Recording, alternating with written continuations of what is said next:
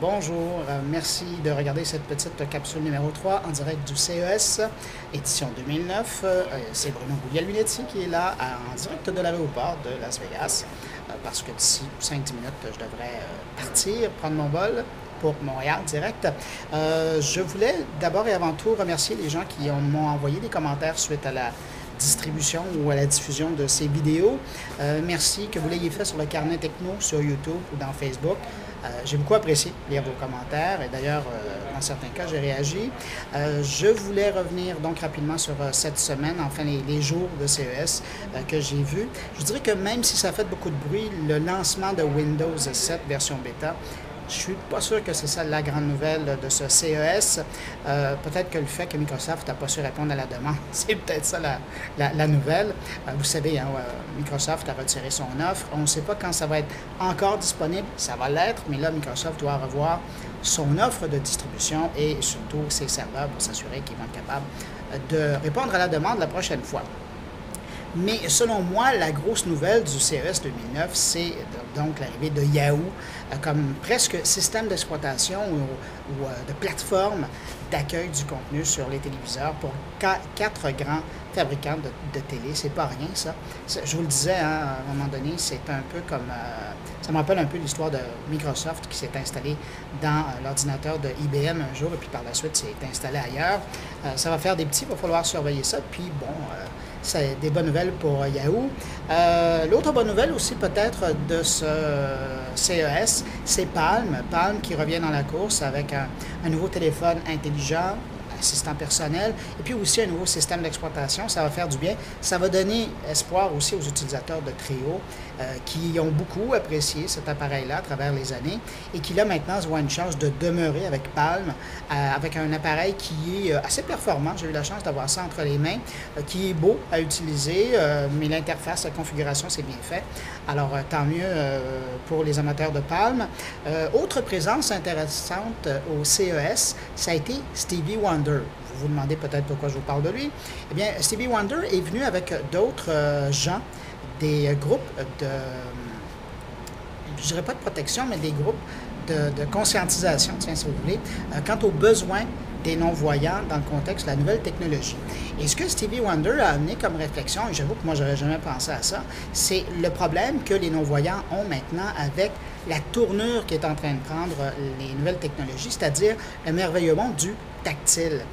Et c'est ce qu'il expliquait en conférence, lorsque vous utilisez un appareil, ou lorsque vous utilisiez un appareil, on va mettre ça au passé, et qu'il y avait des boutons, ça allait bien, on arrivait à se retrouver. Mais lorsque vous arrivez dans une interface qui est uniquement accessible par du tactile, les non-voyants perdent leur repère et donc sont incapables d'utiliser ces appareils-là. Et c'est pire si on met des sous-menus, des sous-menus et des sous-menus, tous les repères sont perdus. Et là, ce qu'on est en train de faire, c'est que si les fabricants ne sont pas conscients de ça, fabricants et aussi les éditeurs de systèmes d'exploitation, c'est que si on n'est pas conscient de ça, on est carrément en train de limiter l'accès des non-voyants à une nouvelle génération de technologies. Et ça, évidemment, ben, c'est dangereux parce que les non-voyants font aussi partie des gens, et peut-être même plus, qui sont des gens qui sont les plus équipés au niveau des technologies pour justement arriver à compléter leurs tâches. Alors ça, j'avoue que c'est une réflexion que je n'avais pas eue. Je pense que ça a été important de siffler un temps d'arrêt là-dessus. Ça va faire réfléchir des gens et on va voir comment ça va se passer. En tout cas, moi, je vais suivre le dossier. Sony.